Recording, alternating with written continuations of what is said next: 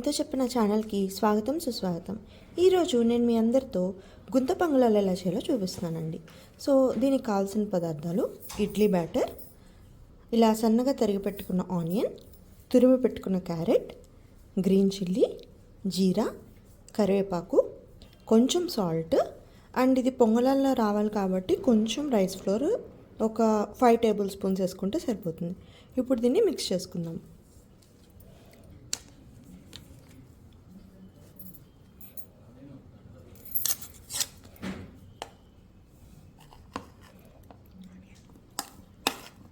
ఇప్పుడు ఇవన్నీ వేసి mix చేసేసుకుందామండి batter.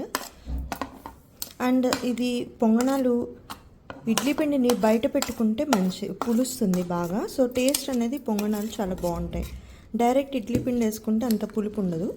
So one day అలా బయట ఓవర్ నైట్ వదిలేస్తే మనకి టేస్ట్ అనేది చక్కగా పుల్లగా ఉంటాయండి పొంగనాలు. ఇప్పుడు మనం బ్యాటర్ ఇలా కలుపుకున్నాం కదండి. సో దీన్ని పొంగనాల దాంట్లో వేసేసుకుని ఇలా లైట్గా ఆయిల్ వేసి మనం బ్యాటర్ని ఇలా వేసుకున్నాం.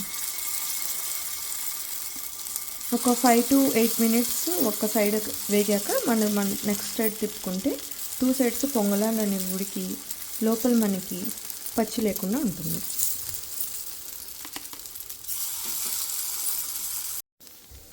సో పొంగనాలు కింద చూసారండి, ఇప్పుడు చక్కగా ఇలా వేగిపోయాయి.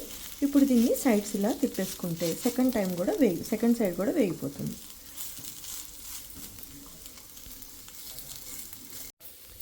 చూసారు కదండి, వేడి గుంత పొంగనాలు రెడీ అండి. సో ఇప్పుడు వీటిని సర్వింగ్ ప్లేట్లోకి తీసి తినేద్దాం.